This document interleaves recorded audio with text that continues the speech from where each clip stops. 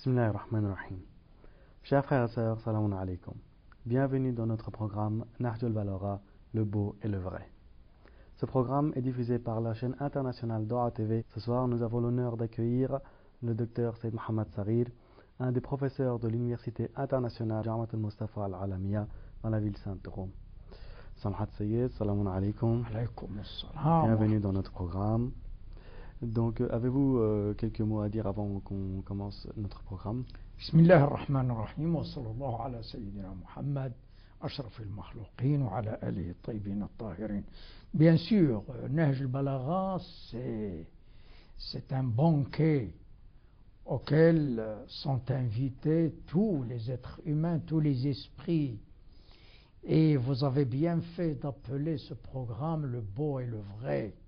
Parce que dans Nahj al-Balagha, il y a beaucoup d'aspects. Il y a l'esthétique, le beau du verbe, la beauté de la phrase, la beauté du style, la rhétorique, l'éloquence. Et il y a aussi et surtout le vrai, les principes de la vérité, c'est-à-dire les vérités coraniques qui se trouvent expliquées, interprétées, abordées par quelqu'un qui maniait d'une façon magistrale, d'une façon royale, le verbe arabe, le style arabe, la rhétorique arabe.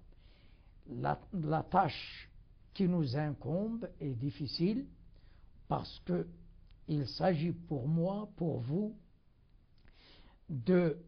d'essayer de traduire la pensée, de traduire la substance de la phrase dans Nahj al-Balagha, d'aborder le discours de l'imam Ali, alayhi salatu wassalam, et sans nous éloigner de l'esprit qui l'anime.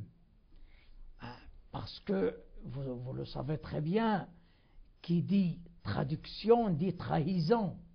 Si on veut vivre un texte d'une manière authentique, il faut le vivre dans la langue où il a été présenté, où il a été dit.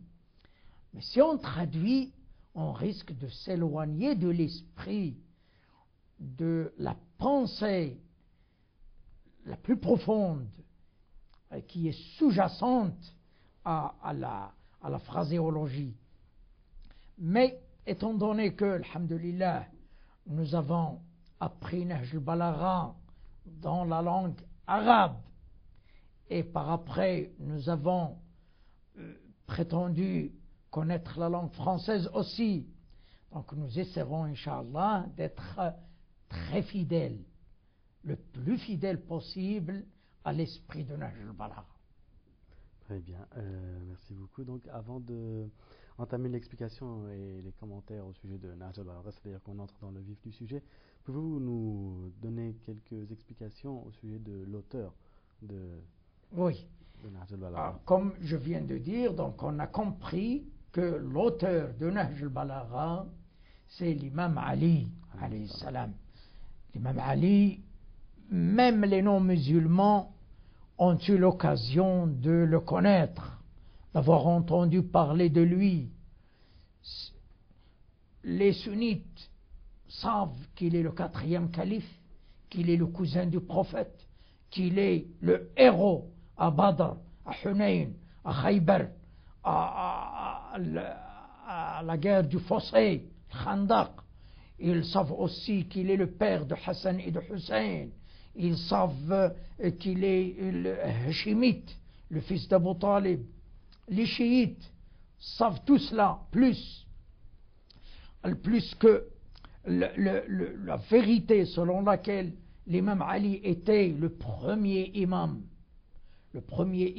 dans cette chaîne de l'imama instituée par le Coran et par Allah, gloire à lui-même, pour qu'il y ait la continuité après le départ de Muhammad sallallahu alayhi wa alayhi vers le ciel, pour qu'il y ait continuité, pour qu'il y ait une prise du flambeau islamique à travers les siècles et à travers les âges, il fallait qu'il y ait eu des imams.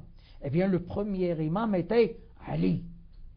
Ali, ce n'était pas le prophète qui l'a choisi pour cette fonction, ce n'est pas la communauté, bien que et le prophète et la communauté étaient ébahis, étaient unanimes à admettre le bien fondé de ce choix divin concernant l'imam Ali alayhi salam. Mais, disons, pour parler comme un historien pourrait parler, disons que l'imam Ali alayhi salam a vu le jour à la Mecque, à l'intérieur de la Kaaba.